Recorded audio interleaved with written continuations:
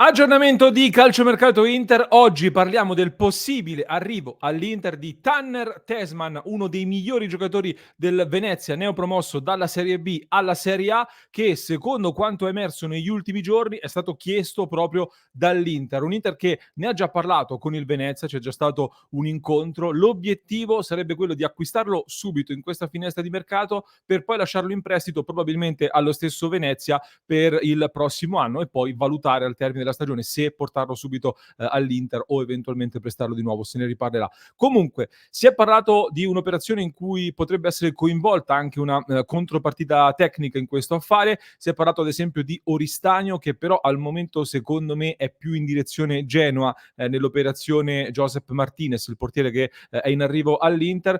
Quella comunque di Tessman è un'opzione su cui l'Inter sta lavorando, non semplicissima in realtà, perché da quello che mi risulta diverse società si sono interessate, l'Atalanta, soprattutto per quello che so io la Fiorentina, mentre nelle scorse settimane si era parlato anche del Bologna con Thiago Motta, soprattutto l'allenatore che lo voleva e lo stava osservando attentamente. Quindi chissà che a questo punto, visto che la Juventus sta cercando di fare questa manovra di infastidire un po' tutti, ecco, non possa entrare in scena anche la Juventus, Juve che però in questo momento ha altre priorità. Quindi l'Inter c'è su Tessman, è un altro possibile affare che apre secondo me anche ad una serie di riflessioni su quello che sta accadendo in questo momento all'Inter, e ne voglio parlare insieme a tutti voi in questo nuovo episodio di oggi con uno dei nostri format più apprezzati qui su Passione Inter. Facciamo un bel identikit di Tessman, che giocatore è, di chi stiamo parlando, e poi alcune considerazioni finali che voglio condividere con tutti voi. Ben ritrovati allora, amiche e amici passioni interisti, vi invito a lasciare un mi piace, se non l'avete ancora fatto mi raccomando iscrivetevi al canale, clic sul tasto iscriviti, così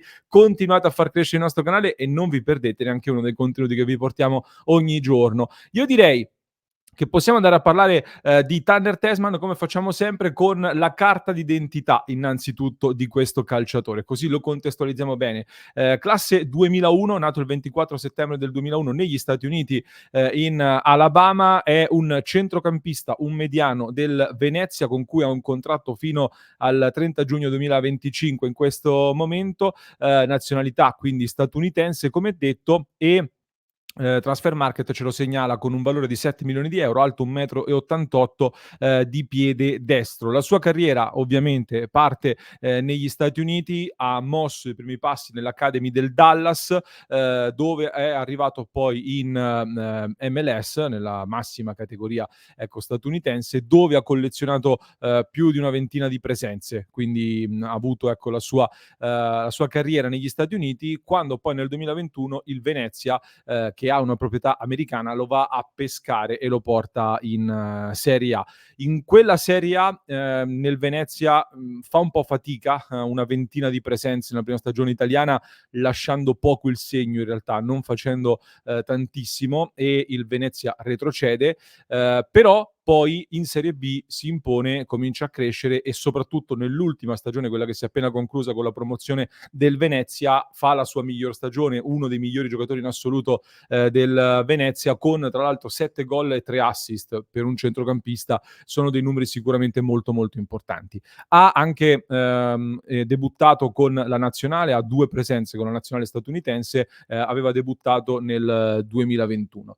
Che tipo di giocatore è Tessman? Di chi stiamo parlando? Secondo me, per contestualizzarlo, è molto utile condividere innanzitutto la heatmap che mostro a chi ci sta seguendo in video. Per chi ci sta ascoltando in podcast ve la semplifico, sembra la heatmap dell'arbitro, nel senso che le zone d'azione in cui si è mosso in questo campionato di Serie B 23-24 Tessman praticamente è a tutto campo, davvero, soprattutto nella zona centrale del campo, ma davvero dalla fascia destra a quella sinistra, passando dalla fase difensiva a quella offensiva.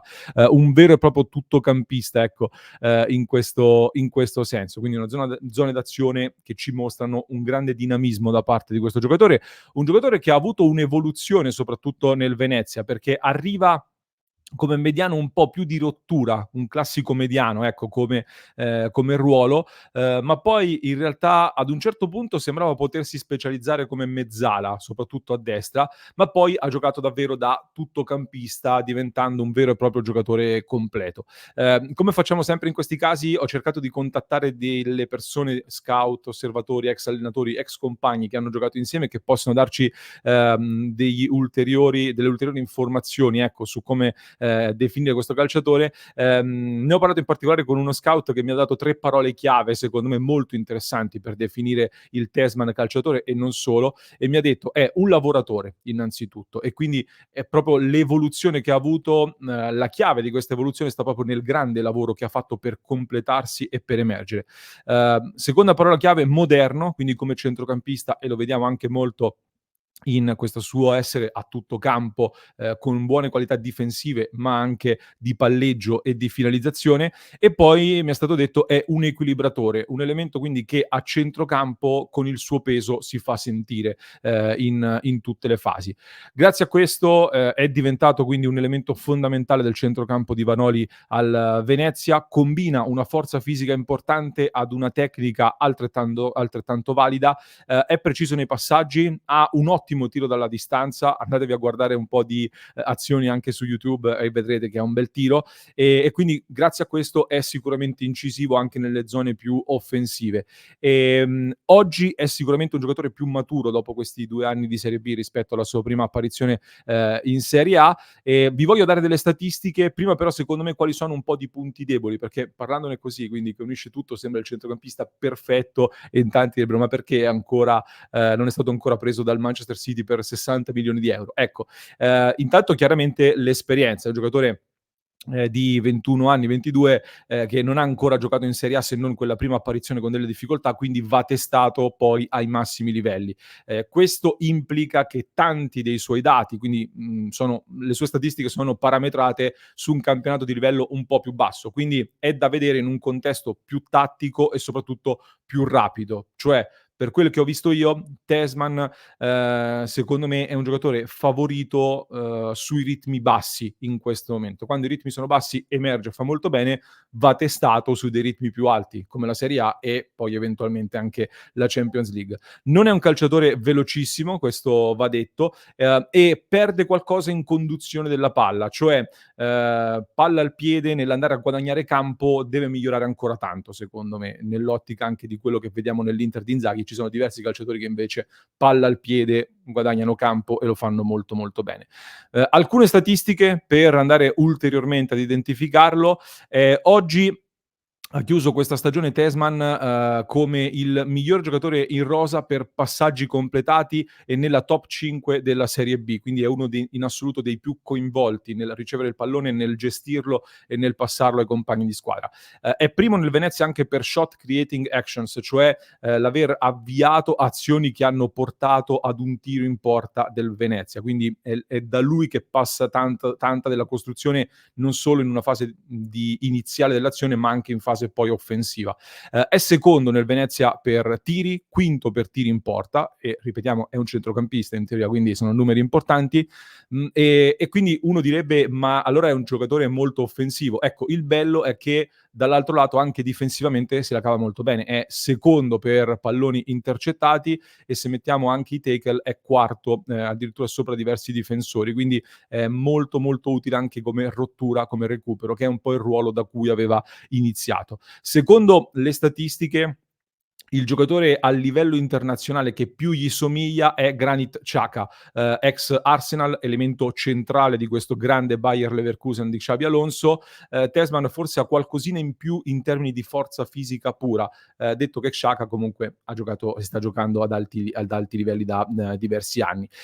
Ho provato poi a fare un confronto statistico anche tra Telsman, Barella, Çalhanoğlu, Mkhitaryan e Frattesi, diciamo i 4 centrocampisti principali dell'Inter ad oggi, per vedere, ecco, se potevo portarvi un paragone anche con un centrocampista dell'Inter, oltre a Granit Xhaka, in modo da potervi dire qual è il centrocampista dell'Inter a cui oggi Telsman assomiglia di più, dal punto di vista statistico, giusto per darvi un'informazione più chiara. E chiaramente c'è da dire che i dati di Telsman, come detto, sono dati relativi alla Serie B, soprattutto ad un contesto del Venezia che è chiaramente diverso dall'Inter, quindi il paragone non regge moltissimo in questo senso.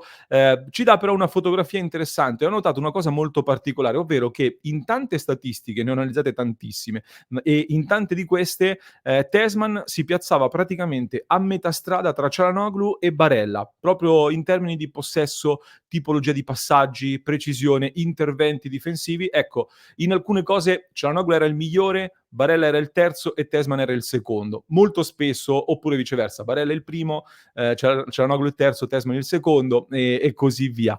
O comunque se erano quarto e sesto, Tessman si piazzava a metà. Sempre lì comunque, a metà strada tra i due.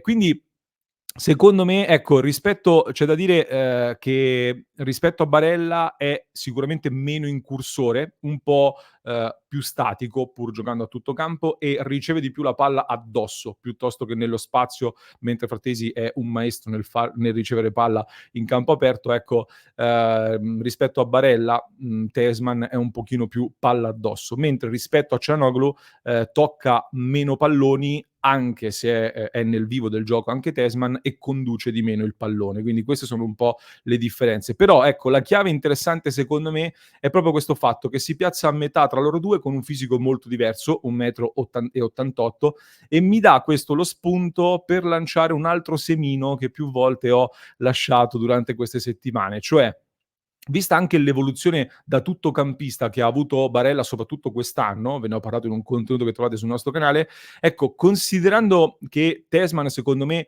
potrebbe fare ottime cose, soprattutto in un sistema con un doppio perno davanti alla difesa, un doppio pivot, come lo chiamano in tanti, come sta facendo anche Spalletti con la nazionale, per esempio. Ecco, chissà che in futuro non ci possa essere anche un'evoluzione ancora più marcata verso questo 3-4-1-2, appunto, se Tessman si rivelerà all'altezza, magari con Tessman e Barella, per esempio, proprio lì davanti. Dico un 3-4-1-2 giusto per farvelo disegnare in mente, perché sappiamo bene che non ha senso parlare di moduli, però quel discorso di avere due perni davanti alla difesa e un terzo giocatore che può muoversi e andare ancora di più in fase offensiva. Questo inevitabilmente secondo me porta a fare dei ragionamenti, perché un centrocampista in più con le caratteristiche di Tessman, che ti porta anche quella fisicità che oggi manca un po' nel reparto, ci porta a dire: che cosa succede allora con Aslani e eventualmente Çalhanoğlu? Çalhanoğlu ha un contratto fino al 2027 rinnovato un anno fa, anche Aslani è fino al 2027. Uno dei due è in fase di valutazione in vista della prossima stagione? La buttiamo lì come ipotesi da tener d'occhio. Oppure, dall'altro lato, si sta valutando di allungare il reparto a 7 centrocampisti? Potrebbe essere un'altra idea. Oppure ancora, terza soluzione, con l'evoluzione a questo 3-4-1-2 o 4-2-1-3, non lo so come vogliamo chiamarlo, comunque a questo doppio perno davanti alla difesa. Potrebbe essere magari che Barella, Çalhanoğlu, Aslani e Tessman vengono considerati lì nelle caselle in mezzo, da utilizzare in quelle due caselle davanti alla difesa. Frattesi e Zielinski vanno nell'altra casella più avanzata, con Mkhitaryan che a quel punto tra un anno potrebbe essere in uscita per limiti di età, per dire. Quindi rimangono 6 centrocampisti, Frattesi e Zielinski più assaltatori, più offensivi magari, Barella, Çalhanoğlu, Aslani e Tessman si vanno a completare quelle due caselle davanti alla difesa. Può essere un'opzione da tener d'occhio. Altra considerazione da fare poi è che Tessman è un classe 2001, come detto, quindi non giovanissimo, ma comunque giovane, che deve ancora esplodere e va valorizzato. Quindi questa è una parola chiave. È un potenziale colpo alla Bissek, come abbiamo detto più volte, l'Inter è intenzionato a fare un colpo almeno di questo tipo, anche per i costi di questa eventuale operazione.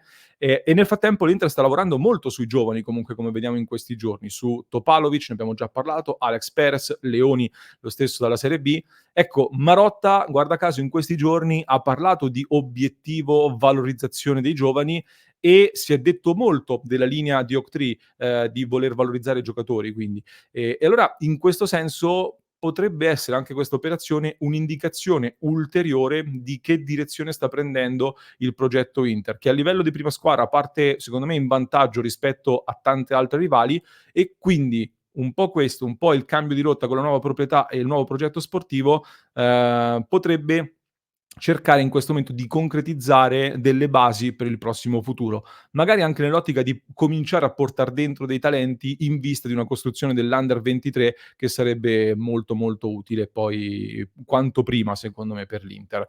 Vediamo, poi Tessman non guasta, è americano come la proprietà, potrebbe essere anche un modo per avvicinarlo ulteriormente. Seguiremo gli sviluppi nei prossimi giorni, vi terremo aggiornati. Fatemi sapere che ne pensate, soprattutto delle ultime considerazioni che ho fatto. Sono curioso di sapere sapere se ho scatenato qualche vostra fantasia. Se scrivete nei commenti, poi in diretta alle 19:30 li leggo e ci confrontiamo. Vi invito a fare un salto su passioninter.club. In queste ore stiamo preparando dei nuovi contenuti su cui lavorare insieme, e se vi va, www.passioninter.club per sostenere il nostro progetto ed entrare a far parte della nostra grande community. Vi lascio con un approfondimento che trovate in descrizione per chi ci ascolta in podcast, mentre per chi ci segue da YouTube vi basta cliccare qui.